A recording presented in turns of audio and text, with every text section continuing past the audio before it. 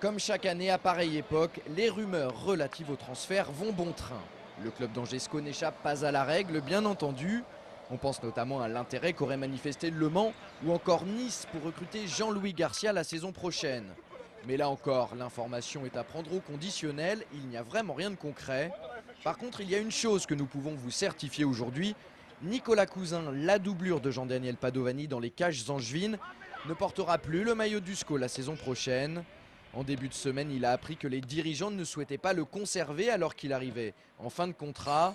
À bientôt 24 ans et après 2 saisons à Angers, où il n'a disputé qu'un seul match avec l'équipe professionnelle, le portier formé au Paris Saint-Germain va devoir trouver un nouveau club.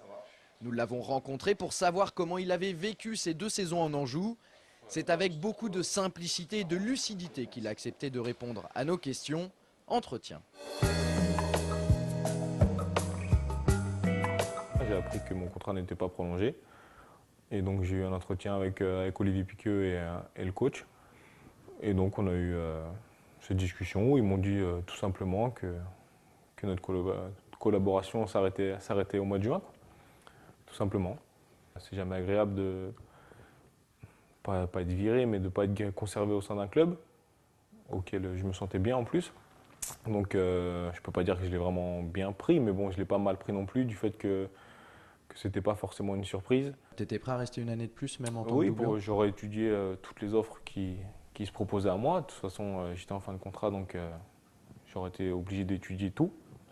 Mais j'aurais été prêt à repartir, oui, pourquoi pas. Comme je t'ai dit, au niveau de l'ambiance, ça se passe toujours bien. Donc j'étais bien ici, ma famille était bien ici.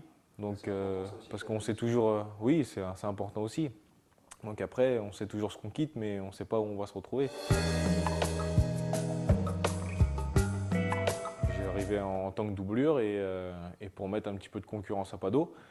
Et c'est ce que je n'ai pas fait. Je n'ai jamais réussi à me hisser au niveau de Pado. C'est vrai qu'il a fait 2 belles saisons. Je pense que la confiance, elle était là au départ, quand on m'a recruté. Maintenant, après, la confiance, c'est quelque chose qui se gagne, je pense. Et après, si le coach a pris la décision de ne pas me faire jouer, c'est peut-être qu'au niveau des entraînements, je ne lui avais pas donné cette confiance. Si j'ai pas eu le temps de jeu que j'espérais, c'est que le problème est venu de moi et de personne d'autre, quoi. En arrivant ici, j'ai eu l'impression vraiment de retomber un peu en enfance quand tu étais en moins de 15 et que tu jouais avec ta bande de potes au foot. Et c'est vraiment ce que j'ai ressenti ici. Et je pense que c'est ce que je garderai en fait, l'état d'esprit qui règne. Et je pense que c'est ce qui a fait notre force durant ces 2 années et qui nous a fait tutoyer le sommet de la Ligue 2, quoi. Numéro 1 en Ligue 2, je ne me fais pas trop d'illusions non plus. Je pense qu'il faut être réaliste. Trouver un club de Ligue 2 qui va me faire confiance alors que j'ai encore aucun match, ça va être compliqué. Après, national, pourquoi pas.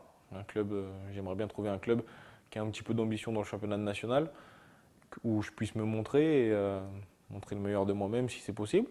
Et voilà ce qu'on peut me souhaiter.